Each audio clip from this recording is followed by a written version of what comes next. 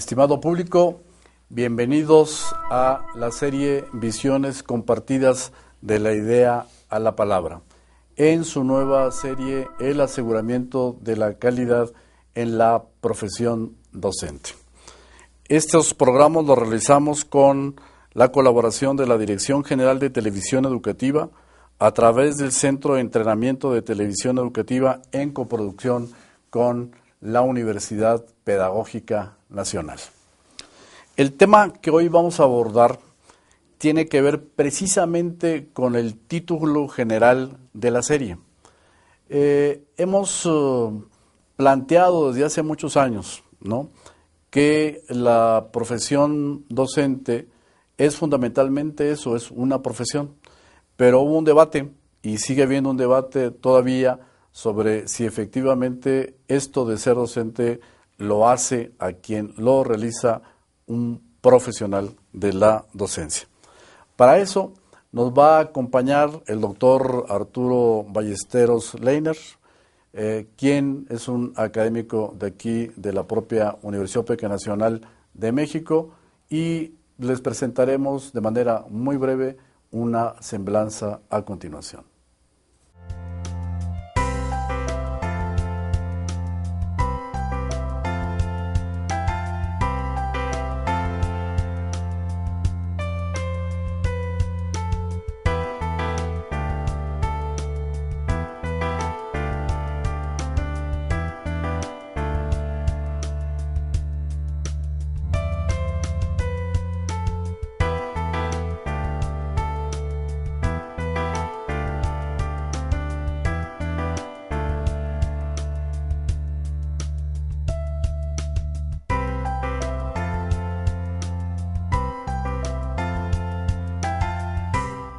Bien, Arturo, gracias por estar acá con nosotros. Gracias por la invitación. Hay una sensación en América Latina de que hemos ensayado muchas vías, ¿no?, para hacer de la profesión de la docencia una profesión. Yo antes de entrar, digamos, en el tema ya muy específico de por qué la práctica de los docentes pudiera ser una profesión, quisiera preguntarte cuáles serían aquellos rasgos en términos sociológicos, ¿no?, generales o particulares que hacen a una profesión. Sí, me parece importante que incluso lo asocies, el tema de las profesiones, con una disciplina en particular, como es la sociología. De hecho, la sociología ha sido la especialidad o la disciplina que más ha trabajado el tema de las profesiones. Hay un sociólogo norteamericano de la Universidad de Harvard, Talcott Parsons, que incluso se atrevió a decir que el corazón de la sociedad moderna se situaba precisamente en el sistema de las profesiones. ¿Por qué es esto? Pues porque las profesiones son, digamos, el esfuerzo racional más logrado por las instituciones educativas para atender un buen número de necesidades sociales. La salud, la construcción de casas, edificios a través de la arquitectura, la ingeniería, el tema del Estado de Derecho a través de las leyes, abogados, médicos, ingenieros, arquitectos, todos son parte de este esfuerzo enorme, digamos, por la sociedad moderna de atender debidamente a partir de principios de la ciencia las necesidades de la sociedad. Este trabajo que ha hecho la sociología de las profesiones a partir de identificar cuáles son los rasgos comunes, digamos, no solo de las profesiones liberales, sino del conjunto de las profesiones, pues ha ubicado, digamos, algunos criterios, algunos planteamientos, algunos requisitos por los cuales un oficio o una actividad determinada pueda lograr constituirse como una profesión. Vamos, para mencionar algunos de estos, los más sobresalientes. Uno, tiene que existir un conocimiento abstracto de la actividad que se desarrolla. Tiene que existir también la manera como difundir este conocimiento, es decir, la parte académica o docente, es decir, cómo poder formar a otros profesionales de esa actividad. Un elemento que es clave, digamos, en las profesiones es que hayan sido capaces de cerrar su campo laboral, es decir, que ellos controlen el ámbito en donde intervienen en la sociedad. Tal es el caso de los médicos, ¿no? Tal es el caso de los arquitectos, es decir, no puede uno construir una casa libremente si no es debidamente, digamos, sancionado por un especialista de la construcción, o uno no puede ir y autorrecetarse, automedicarse, ya que determinado, digamos, paquete de medicamentos son controlados por los profesionales de la medicina, etcétera. Es decir, esta es una parte fundamental, que hayan sido capaces de clausurar su ámbito laboral. Evidentemente también el control no solamente del ámbito jurisdiccional de la necesidad social en la cual interviene la profesión, sino también que haya un reconocimiento jurídico de este ámbito. Esto es, que el Estado reconozca que ese profesional es el que tiene la capacidad de atender los problemas sociales a los que hace referencia su profesión. Por otra parte, es relevante también en el conjunto de las profesiones la capacidad que tienen de colegiarse entre ellos, es decir, que ellos son los que determinan cuáles son las actualidades de la profesión, la inserción en la práctica, etcétera. Finalmente, otro elemento, digamos, sin querer ser exhaustivo en esta ocasión, otro elemento que vale la pena considerar es que sean capaces de establecer códigos deontológicos, esto es, principios éticos para el ejercicio de la profesión. Y son los propios profesionales, los pares, es decir, esta parte, digamos, de la ética. Exactamente, los que tendrían que establecer cuáles son esos con principios. Con todo esto que señalas, Arturo, de repente la siguiente pregunta es como verdaderamente delicada, porque uno dice, bueno, vamos a ver si efectivamente la actividad docente se enmarca fundamentalmente dentro de todos estos rasgos que está aquí planteado como una profesión. Porque de pronto uno tendría la sensación de que uno puede palomear algunas y otras no, ¿verdad? Pero bueno, pero la pregunta es esa. Claro, claro. ¿No? Esa es la fuerte pregunta, esa es la pregunta que nos movería aquí. Hay varias consideraciones que hay que hacer en torno a la docencia, ¿no?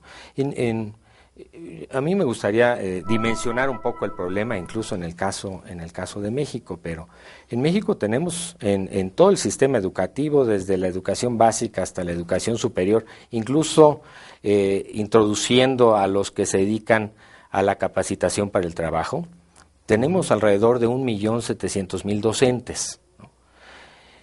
Esto nos da una idea inicial, es decir, la docencia no es un cuerpo homogéneo.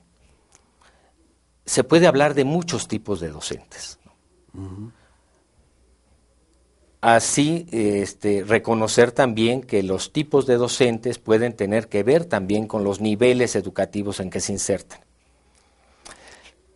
¿Qué ha pasado con la docencia en nuestro país o en América Latina? Quiero asociarlo con lo que yo mencionaba anteriormente en términos de la sociología. En México y en América Latina, valdría decir, la gran asignatura pendiente es el estudio sociológico de las profesiones.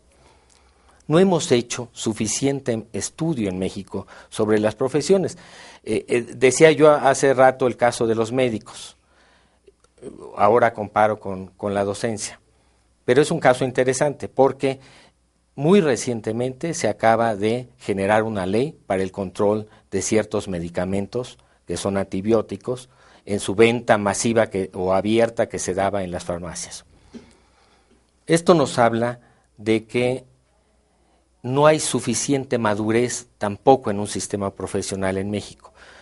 Tanto es eso, que para la profesión más madura que podríamos decir tenemos en México, como es la de los médicos, existen todavía enormes huecos. No se ha trabajado debidamente en un sistema profesional. Eso nos indica entonces que trabajar con los docentes es una profesión tiene muchas limitaciones y yo creo que habrá que decirlo con claridad. Entre ellas es la manera como se han asociado los docentes en México, en particular en la educación básica, se han nucleado más bien a partir de intereses laborales que intereses profesionales. Tenemos el gran hueco de los colegios profesionales de docentes, efectivamente, si queremos comparar con los otros. Entonces, esto no ha llevado a pensar mucho sobre qué hace la docencia, ¿no? La historia de la profesión docente, digamos, en México tendría que asociarse con la historia de la educación.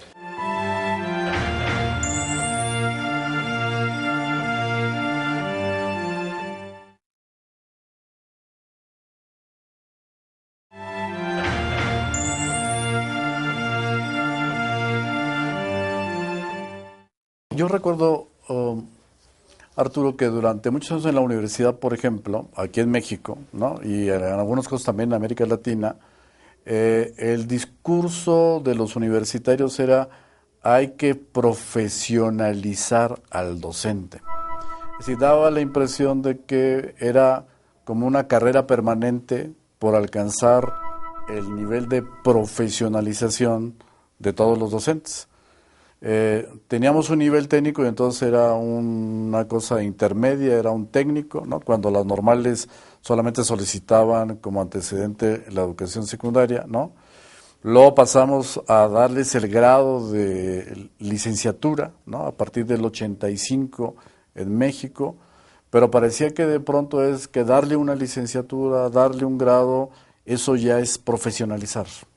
¿Estaríamos de acuerdo en eso? Porque está cumpliendo con algunos requisitos, pero no, como dices tú, con todos aquellos. ¿O en qué sentido estamos hablando? Sí, hay una parte, digamos, perdón, una parte importante. ¿Hemos acumulado conocimiento sobre la actividad de los docentes? Yo diría que sí. Hay incluso un consejo, el Consejo Mexicano de Investigación Educativa, el COMIE, que ha llevado, digamos, la tarea enorme de establecer un poco el estado del arte de la investigación educativa en México. Sí tenemos, digamos, en ese sentido, un suficiente conocimiento sobre la actividad de los docentes que nos permitiera decir si se cubre, digamos, con el requisito de generar conocimiento abstracto, como decía, y también de generar las maneras y las instituciones, las organizaciones educativas que se encarguen de difundir este conocimiento. Los docentes se forman, como tú lo señalabas correctamente, en las normales, en el caso de México, fundamentalmente en el sentido de la educación pública. Esta parte está cubierta. El control de los espacios de trabajo es un control del Estado, en el caso de nuestro país. Básicamente los puestos laborales de los docentes son controlados por el Estado. Pero aquí aparece una figura, el sindicato de los trabajadores de la educación, que también se vincula, digamos, con el Estado para establecer este control. Pero es una organización, como yo indicaba, más de corte laboral que de corte profesional. Ahí tenemos una vacante, digamos, ¿no? Es decir, ¿qué es lo que caracteriza mucho a los profesionales? Su capacidad de autonomía. En el caso de los docentes, en México todavía tenemos una enorme rigidez del sistema educativo para otorgarle capacidad de autonomía al profesor y, por supuesto, al centro escolar específico, que son las escuelas, ¿no? Ahí tenemos mucha tarea que hacer. Yo creo que en ese sentido, digamos, decir en términos clásicos que los docentes son profesionales, yo creo que más bien hay que construir también, junto con la historia de la educación en México, una idea de cómo se ha ido constituyendo la profesión, qué hace falta para consolidarla, para madurarla. Si yo decía incluso que en el caso de México la profesión más madura, como la de los médicos, tiene todavía mucho trabajo que hacer, por supuesto que en el caso de los docentes tendríamos mucho camino que recorrer. Mucho más sentido, que profundizar, ¿no? Exacto. Bueno, ¿no? Entonces, vamos a dejar un poquito por aquí, vamos a una pausa y regresando viene algunas preguntas que tienen que ver con alguna información que hoy se nos acaba de dar en relación a los resultados de la prueba de PISA. Gracias, Arturo.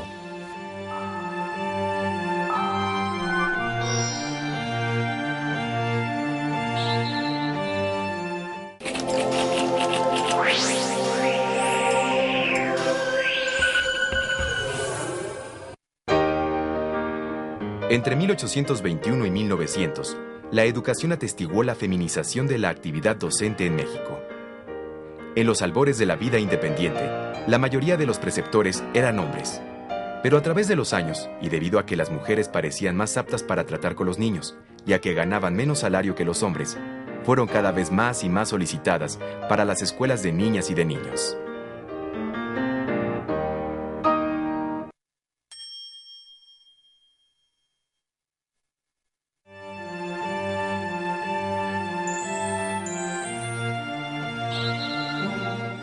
Arturo, hay algo que siempre nos está preocupando durante los últimos 10 años a los investigadores y a los propios docentes en América Latina.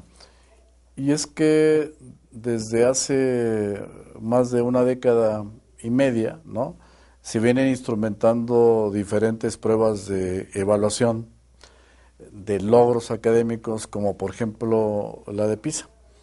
El día de hoy, ¿no?, nos daban algunos resultados de México en este caso. Me imagino que también habrá resultados sobre otros países en América Latina. Y en el caso mexicano se indicaba que habíamos mejorado, ¿no?, un poquitito en matemáticas y en español, hay unos puntitos. Pero algo que ha resultado siempre muy interesante indagar es que parece que uno de los factores que está asociado a esta mejora en los logros de aprendizaje, ¿no?, es precisamente las características de la formación, de la profesión docente. Y pensando que estamos en un evento latinoamericano donde estamos buscando el aseguramiento de la calidad precisamente de la profesión docente, la pregunta sería, ¿tú crees que este factor, tal y como se ha venido expresando, de que es muy importante ver cómo se forman los profesionales de la educación para que tengan incidencia en esta parte del logro académico, esto es algo que puede ser vinculante? ¿Lo podemos seguir pensando así?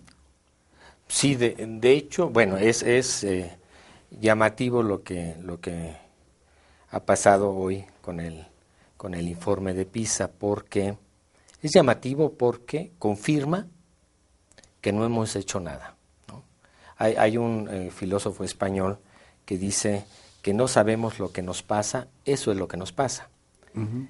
Realmente no se ha desarrollado nada que cambie, digamos, el curso de la evaluación que se hizo hace 10 años y la evaluación que hoy que se hizo en este año para los estudiantes de 15 años de edad, de secundaria prácticamente. Uh-huh. En México.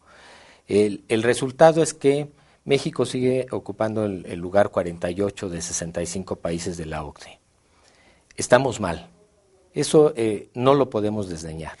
Es un indicador, ciertamente.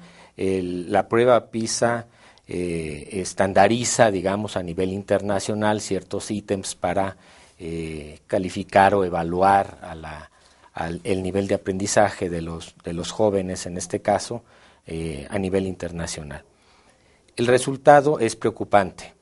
Es de llamar la atención porque 10 años parece que no hemos sido capaces de intervenir adecuadamente para modificar en ese indicador, que no es todo realmente. Si somos serios, solamente es un indicador sobre los sistemas educativos, pero no nos da el panorama complejo y profundo, digamos, del sistema educativo. Esto no podemos dejar de decirlo. Por otra parte, hay un informe que se hizo en el 2005 por McKinsey en el sentido de ver qué es lo que pasa con los 10 primeros lugares de esa prueba PISA. ¿Cuál es la variable crítica que podríamos reconocer ahí como la que empuja, digamos, el éxito en esta prueba, por lo menos, ¿no? Y que de alguna manera puede generarnos un indicador de por dónde podríamos ir trabajando, considerando las variantes que hay en los países y en las regiones. Evidentemente tenemos muchas diferencias respecto a Finlandia o Canadá o Suiza, estos primeros lugares en la prueba PISA ahora en la última evaluación de este año.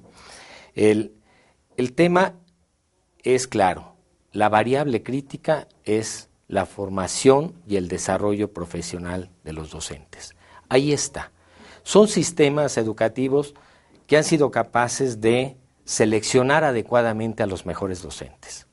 Han sido capaces de generar un desarrollo profesional para los docentes.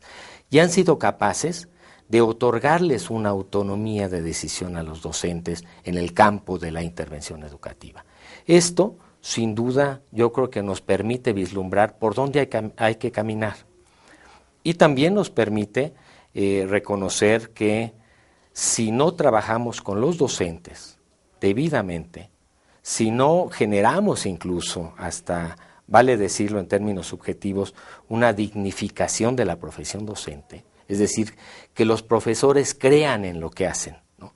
Y que tengan sensibilidad para la diversidad de los niños, por ejemplo, pero también tengan una enorme sensibilidad y preocupación legítima en términos éticos, una ética de la convicción y de la responsabilidad sobre lo que está pasando con los niños en el aprendizaje. Este tipo de cosas, sin duda, explican mucho lo que pudiera ser una nueva agenda educativa para México, ¿no?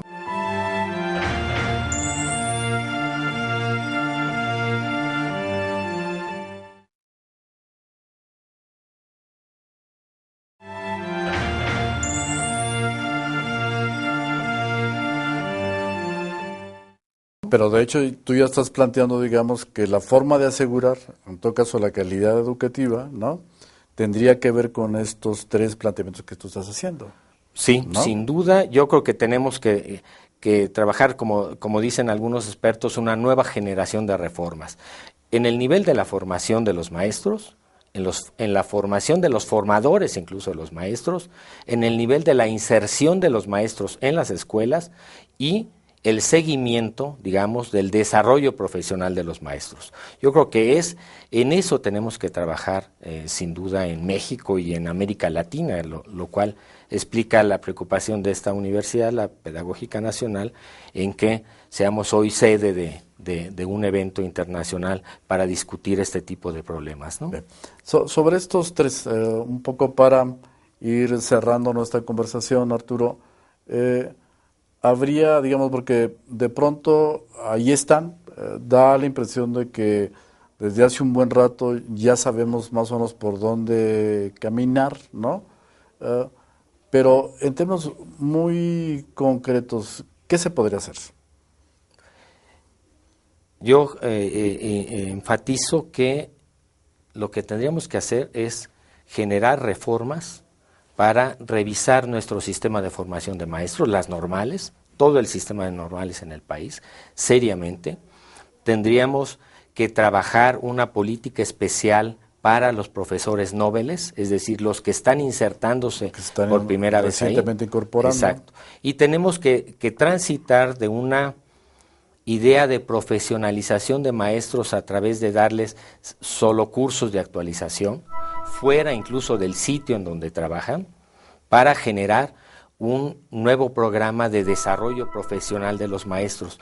Eso no significa, digamos, la idea que se sugiere cuando uno intenta generar programas de profesionalización, que ellos no son profesionales y en tanto tales hay que hacerlos profesionales.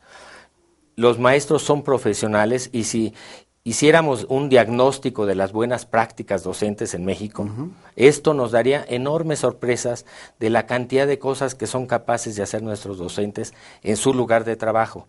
La mayor parte de los programas de profesionalización se diseñan fuera del sitio escolar. No participan los maestros en su diseño. Entonces, yo creo que esto es lo que tenemos que hacer, como insisto, una nueva generación de reformas en el caso de los docentes, ¿no? En el sistema, sí. Pues muchas gracias, Arturo, por estar aquí con nosotros en esta serie de visiones compartidas y les solicitamos a ustedes, público, que nos sigan acompañando en esta serie en especial que tiene que ver básicamente con el aseguramiento de la calidad de la profesión docente. Nos vemos en el siguiente programa. Gracias por su atención.